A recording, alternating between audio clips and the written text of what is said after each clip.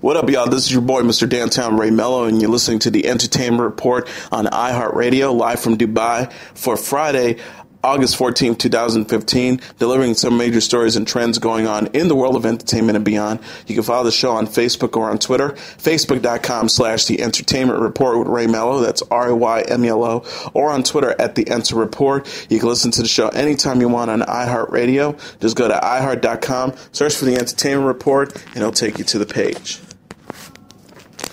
Police agencies in Southern California are increasing their presence around movie theaters, specifically in urban areas, as Universal prepares to release Straight Outta Compton on Friday. Law enforcement insiders tell The Wrap. The Los Angeles Police Department planned to dispatch additional officers to theaters in its Southwest Division, which includes Baldwin Hills, Baldwin Village, Crenshaw, Exposition Park, Jefferson Park, Limer Park, and West Adams, a department insider said.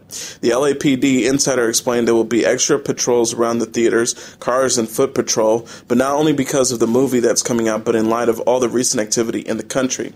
That activity includes the recent deadly incidents at the movie theaters in Lafayette, Louisiana, and Antioch, Tennessee.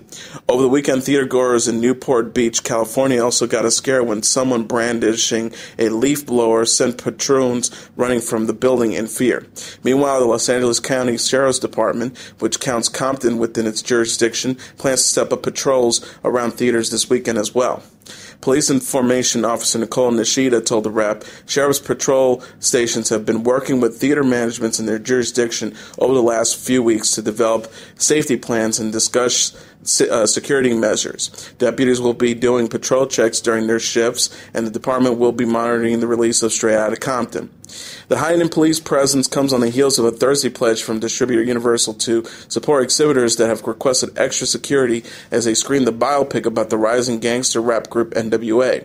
The studio declined to comment on what exactly the support would entail, though some media reports have suggested Universal's help would include financial reimbursement. Still, the studio told The Wrap that it had not specifically directed theaters to increase security, but it had, quote, partnered with exhibitors who have requested support.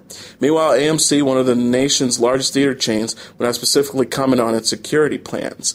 Ryan Noonan, director of corporate communications for AMC Theaters, said, "We are anticipating a great crowd for the opening of Straight Outta Compton, and similar to every weekend, we schedule and allocate staffing and resources accordingly based on projected attendance." Straight Outta Compton traces the origins of NWA, which Ice Cube co-founded in Compton in 1987, along with Dr. Dre, DJ Yellow, Arabian Prince, MC Ren, and Eazy-E, who died of AIDS in 1995. NWA sold millions of records and helped put the West Coast rap on the map, but the groups drew criticism for explicit lyrics, apparent glorification of gang culture, and singles such as the 1988 release F the Police, an anthem against police brutality and racial profiling. Neither the law enforcement agencies nor the studio said they expect any trouble, but the enhanced security measures around the release suggest they don't plan to take any chances.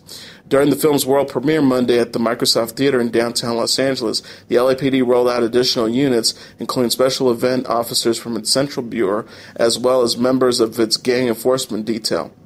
As for this weekend's release, it's evident that police want to be prepared. The LAPD insider said, "Nothing's expected. This is just a precaution. We're allocating extra resources to make it safe." Donald Trump has been called many things over recent months, and refreshing is now one of them.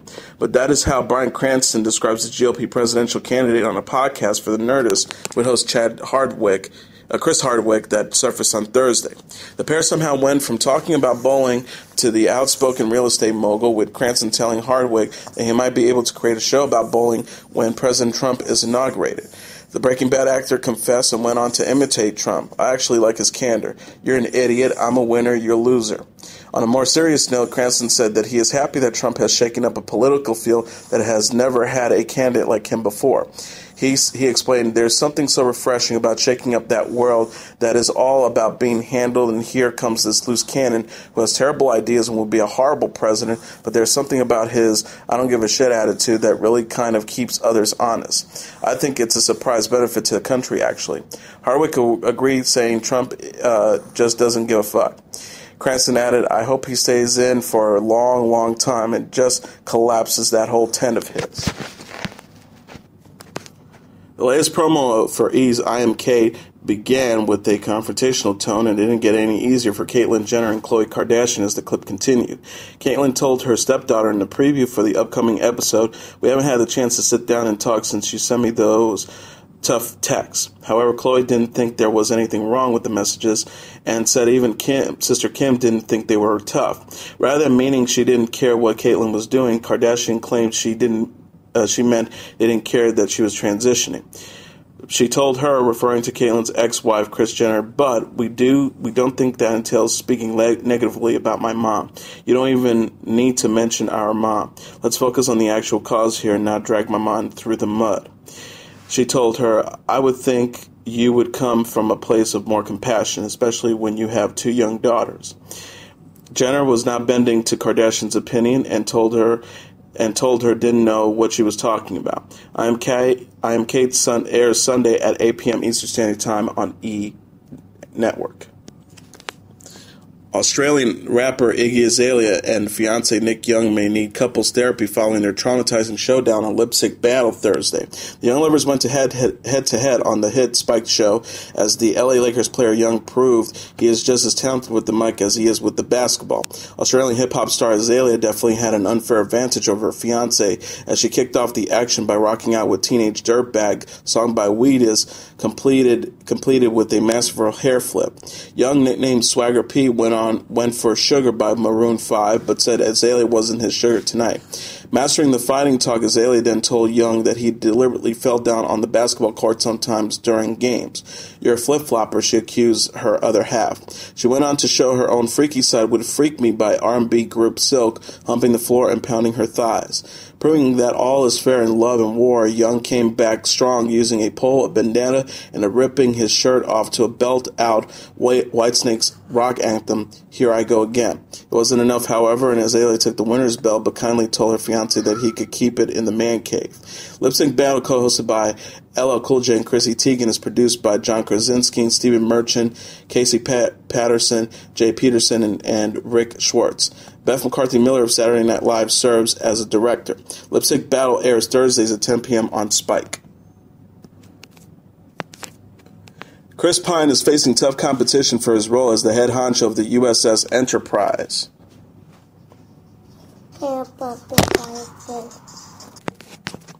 The actor who reprised his role as Captain Kirk in Star Trek Beyond battles over control of the Starship Enterprise bridge with newcomer to the franchise, Idris Elba, in a video to promote Omaze's charitable campaign.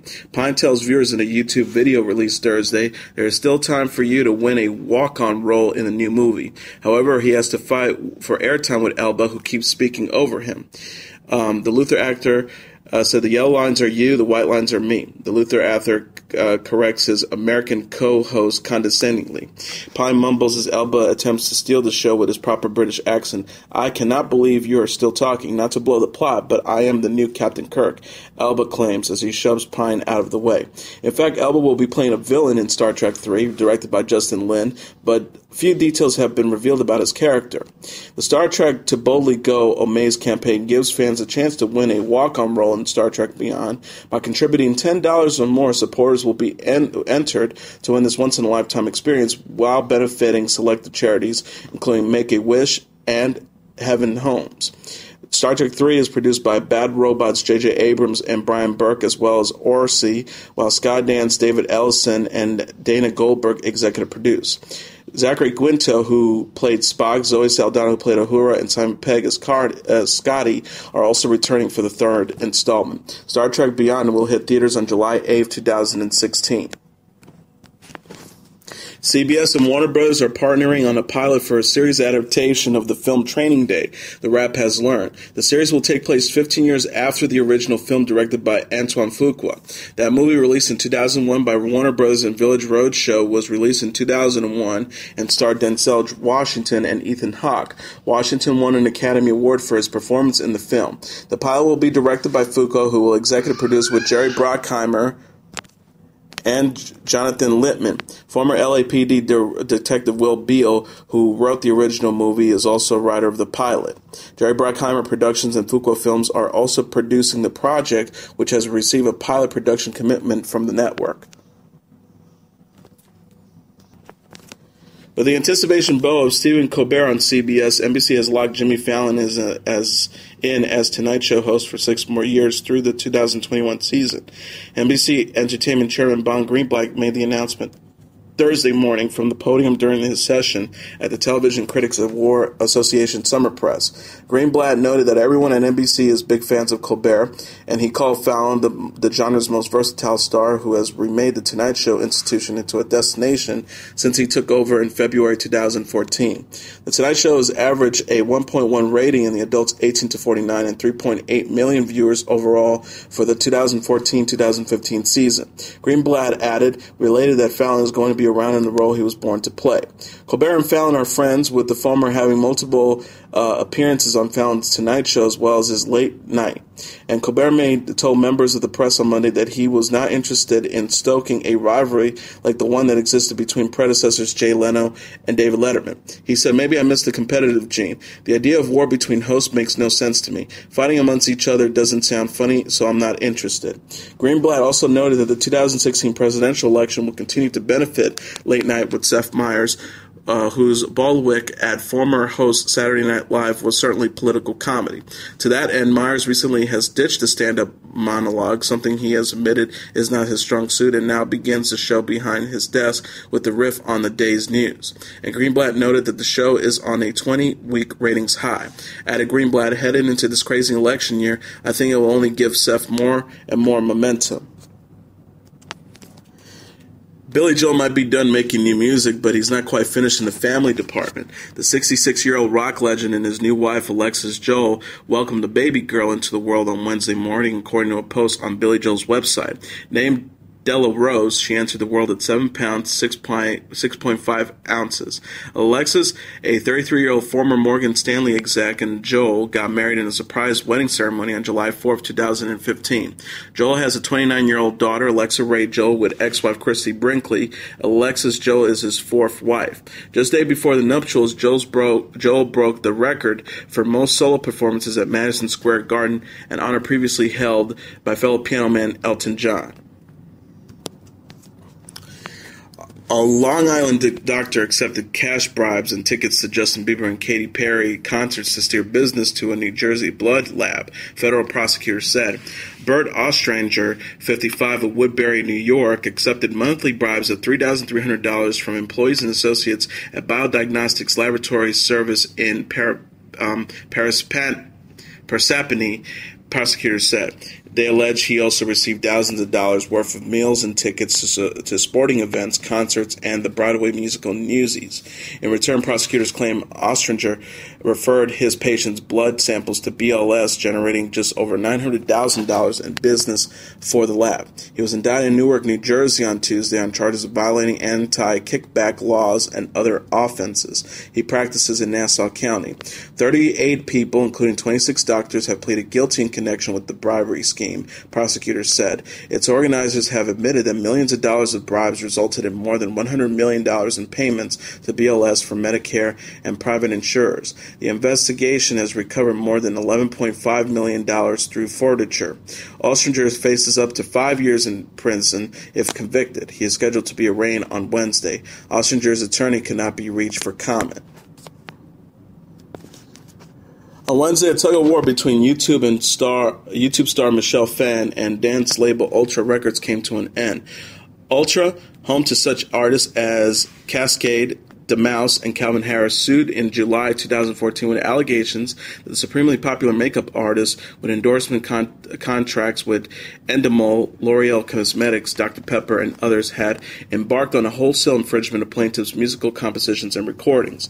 The copyright lawsuit in California federal courts from Ultra drove some attention to the way that background music was being used in viral videos on Google's video sharing platform. Ultra alleged that Phan had received millions of dollars from her videos without paying anything for her exploitation of its sounds, recordings, and publishing rights. In counterclaims lodged last September, Phan claimed she was the one with market power that record labels were so eager to reach her millions of subscribers, they came to her for the opportunity to be featured in her videos demonstrating makeup techniques. However, that's not exactly what happened in this situation. Phan said she reached out to Ultra's senior new media manager, Jason Kilgore, for permission to use Cascade's music in exchange for credit and an iTunes purchase link, and was given an okay. Further, she said that she had reached an agreement whereby Kilgore promised Phan he would release claims placed on Phan's videos through YouTube's Content ID system.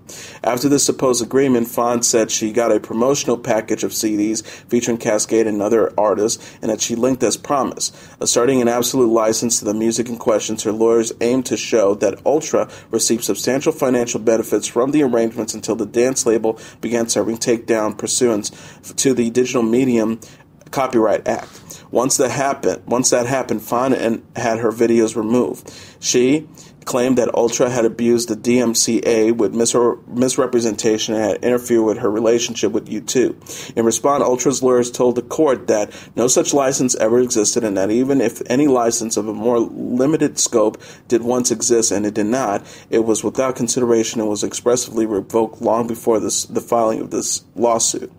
Settlement's terms haven't been yet disclosed, and the attorneys from both sides were unable for comment. Ultra was represented by Christine LaPera and Bradley Mullins, while Phan is represented by Alan Gratsky and Mark Elrich. And now let's look back at what happened on this date in entertainment history. On this date in 1985, Michael Jackson takes control of the Beatles' publishing rights. It was during their collaboration on 1983's Say, Say, Say that former Beatle Paul McCartney is said to have advised the King of Pop, Michael Jackson, to invest some of his enormous wealth in music publishing. It was sound financial advice that McCartney may have come to regret giving it on this date in 1985, when Michael Jackson purchased the publishing rights to the vast majority of the Beatles' catalog for $47 million, outbidding McCartney himself. To understand the sound business reasoning behind Jackson's moves to take control of the publishing rights to some 251 Beatle compositions, one must first understand some basic musical industry economics. Every time a copyrighted recording is exploited for commercial purposes, played on the radio, for instance, or used in a movie or television commercial, the party that uses that recording is required to pay a license fee. A portion of that fee will be paid out to the record label that issued the recording, and the record label in turn will pay a portion of its shares to the performer. Separately, a proportion of the licensing fee is due to the writer of the song in question. Songwriters, even those who are also performers, tend to enter into agreements with the professional music publishing companies to manage the collection of their songwriting royalties. In a typical arrangement, a publisher might take 50% of a songwriter's royalties in exchange for handling collections and for actively promoting the commercial use of his songs.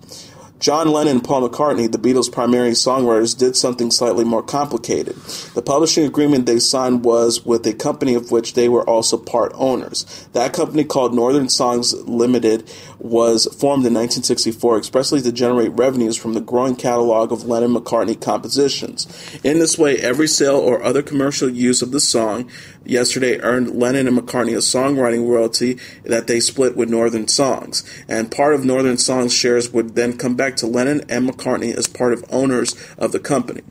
In 1969, the British company Associated Television completed a messy and contentious takeover of Northern Songs, which in turn led Lennon and McCartney to pull out of their contract for future compositions and to sell off their shares in the company. More than 15 years later, in 1985, ATV prepared to sell its entire publishing catalog. Paul McCartney anticipated purchasing it himself, only to be throttled by Michael Jackson, who was then at the peak of his financial power.